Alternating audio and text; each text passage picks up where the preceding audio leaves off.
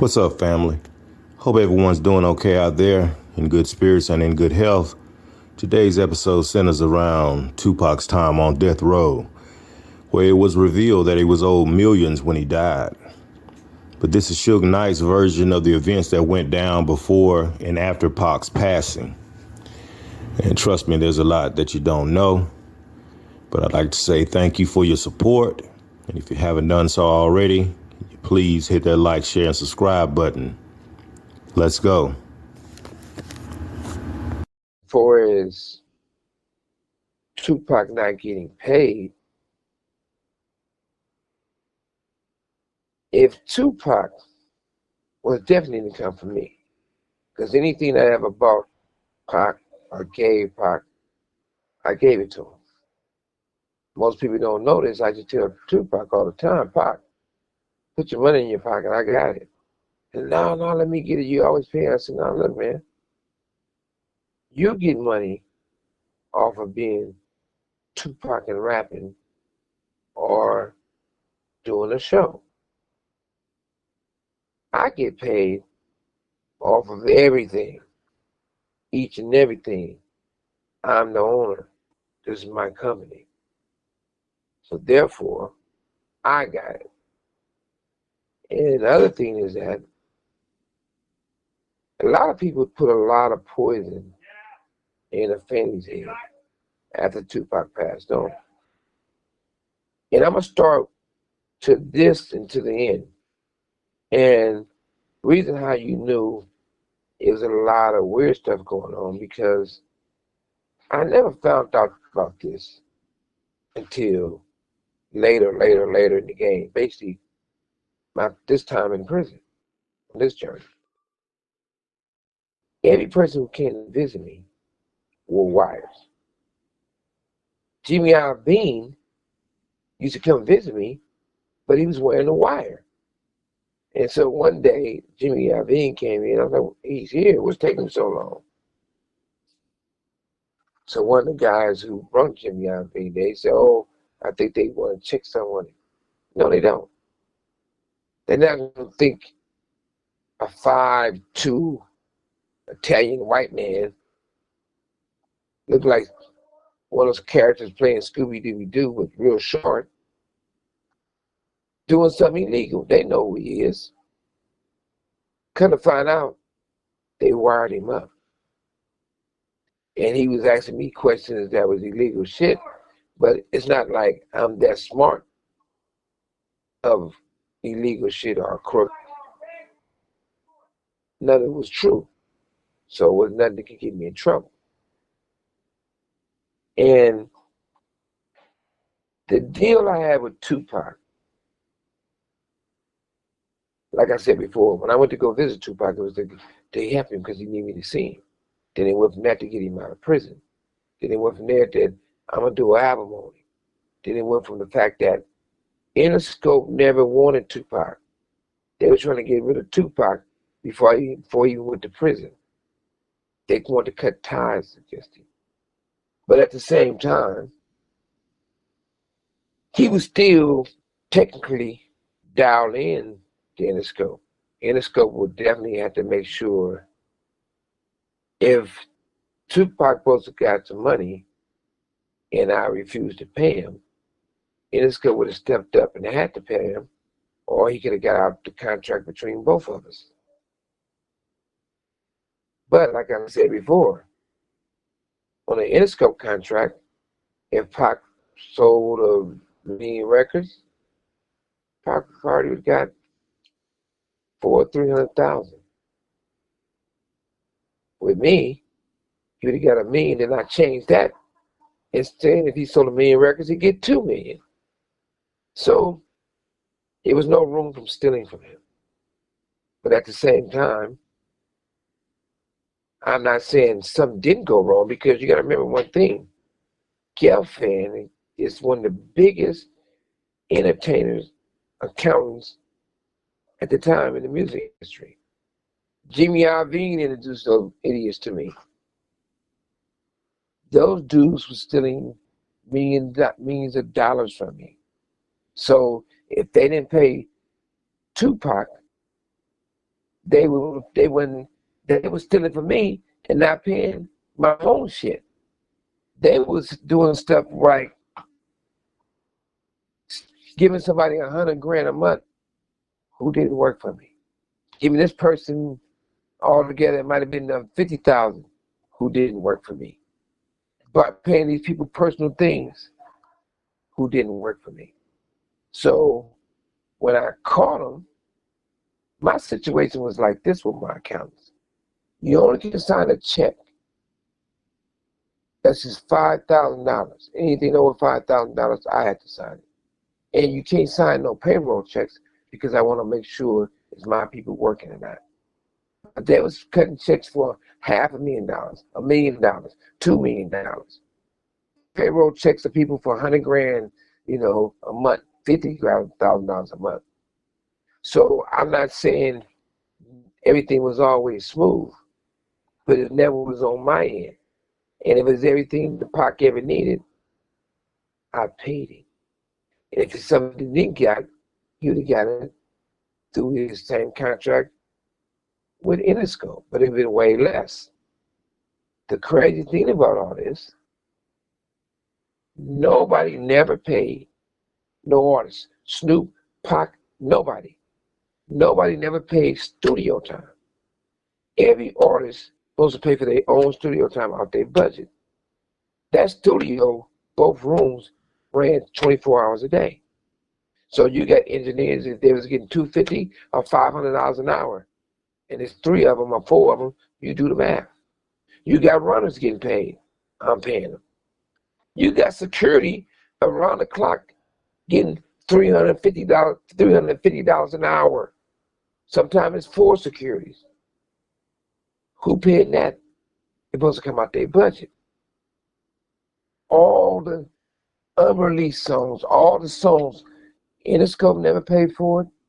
The artists never paid for it. Even they supposed to. Only person paid that bill was Suge Knight. Nobody never paid the security bill. When Snoop had to go to court, it was my money that paid for the suits. It was my money that paid for the hotel for he won't be late. When Pac had to do something, it was my money that paid for everything. Even their security, which I don't supposed to pay for that.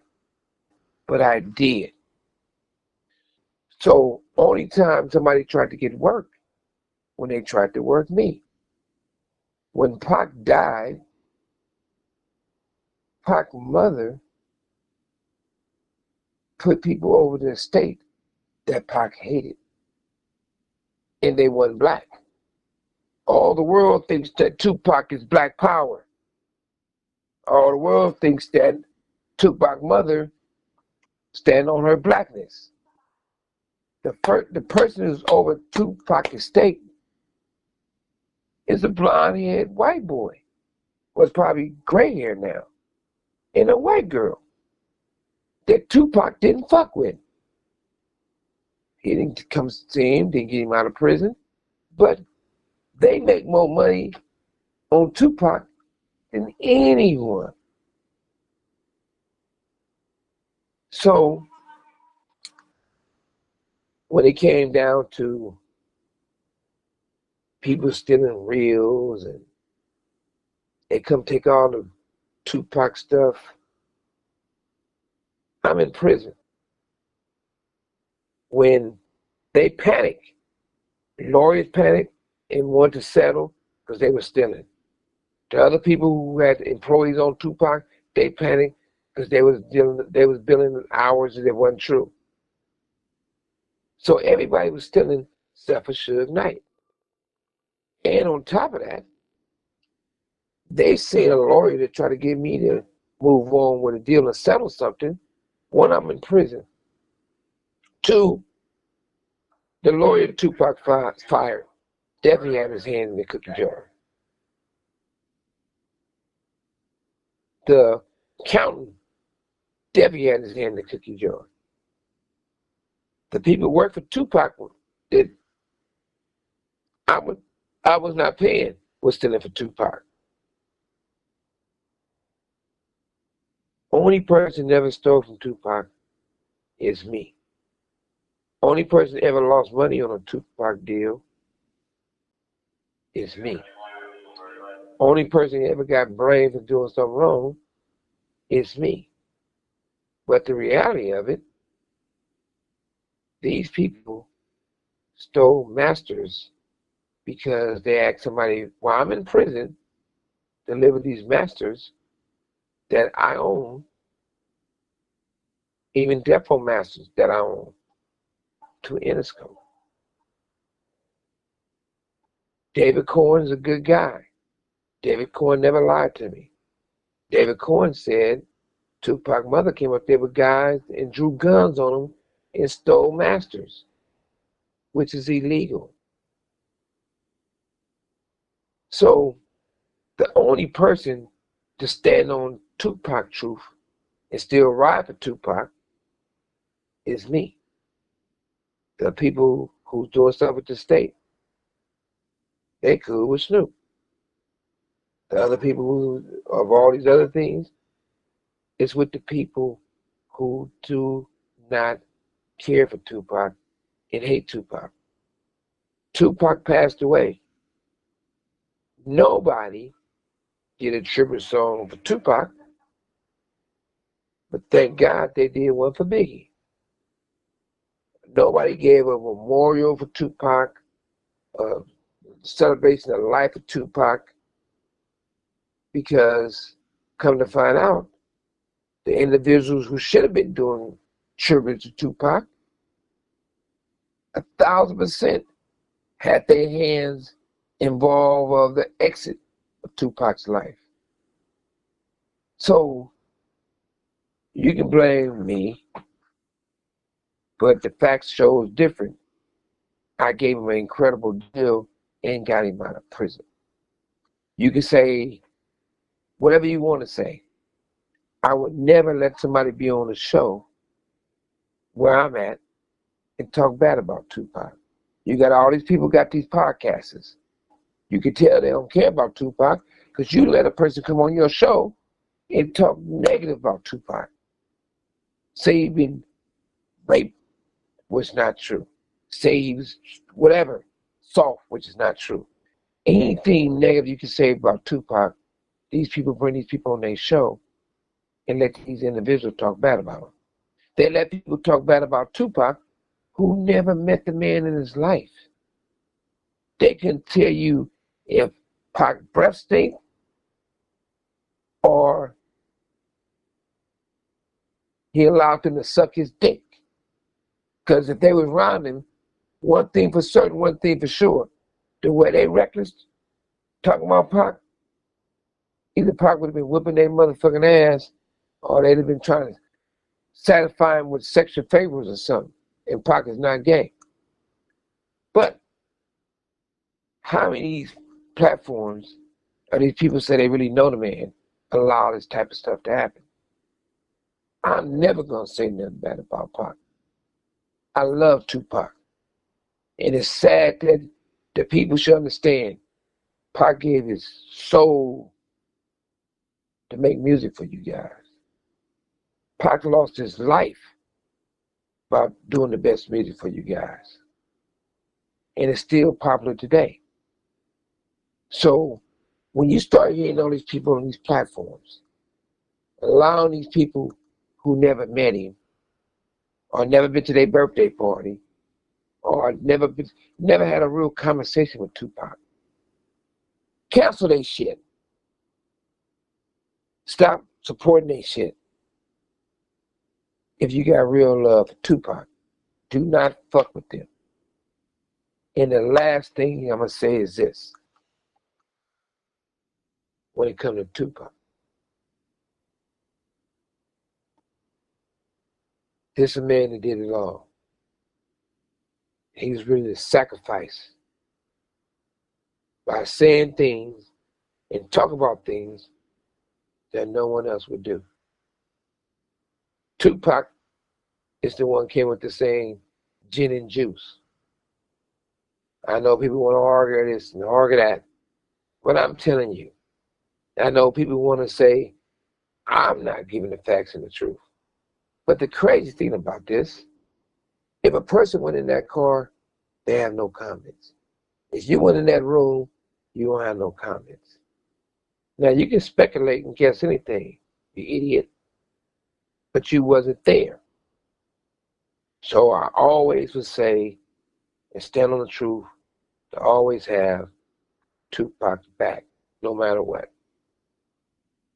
Don't tell my story, tell your story. I'm not going to argue with a person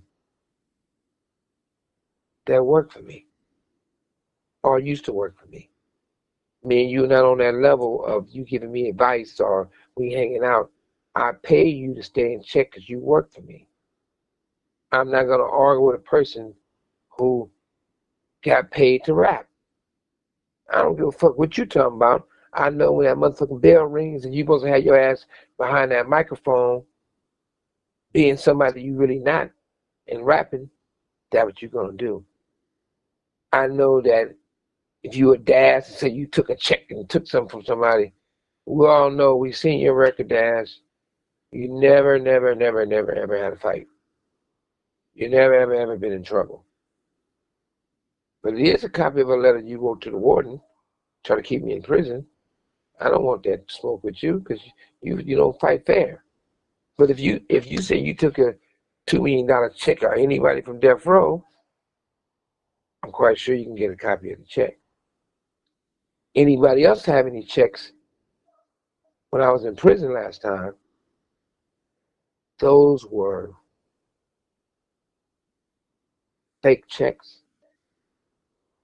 fake signatures. I feel good about giving back any way I can. I feel great about if somebody can learn from my mistakes or my success, I'm doing something for the culture. As you know, I don't feel the shit that I think we used to call Snoopdogg a C. diff. It's a disease. And even though I would love to be able to say and feel that the allegations that everybody been saying, what he had to do with Pac and with the recordings I heard myself, he had to do with Pac, I wish that wasn't true. And I'm going to say this, I respect all our people. And I'm going to do my best to do better, because I want better. I'm Suge Knight. I'm out. See, people don't really understand that Tupac didn't really have a lot of options while he was in jail at the time, because Interscope didn't want anything to do with him because of his legal issues of his incident in Baltimore with the brawl and the shooting of 2 off-duty cops in Atlanta. And a lot of the other labels didn't want to deal with him either. So he was looking at a lot of bad deals that people were trying to pass off to him. And Death Row was the only label that really promised him big money up front. And at the time, Tupac needed the cash, so the lawyers weren't working for free.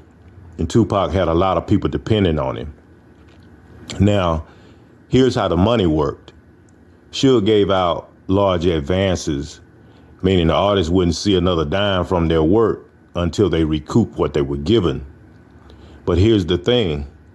Death Row didn't even last long enough for most of the artists to even hit that point.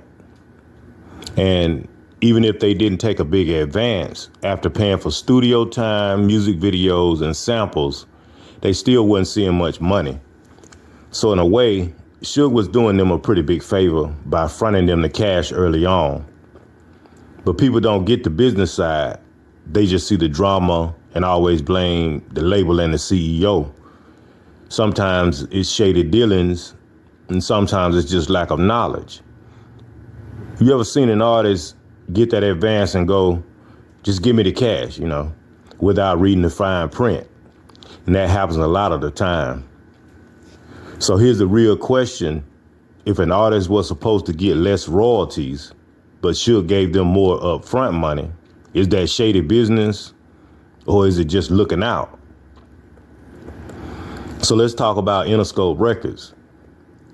People say they were giving Death Row $1.5 million a month in advances. I think that's a bunch of lies to just keep the narrative going. So what really happened, they took the album sales from Tupac's Me Against the World that was #1 while he was in prison and fronted that money to Suge to get Tupac out of jail. And why?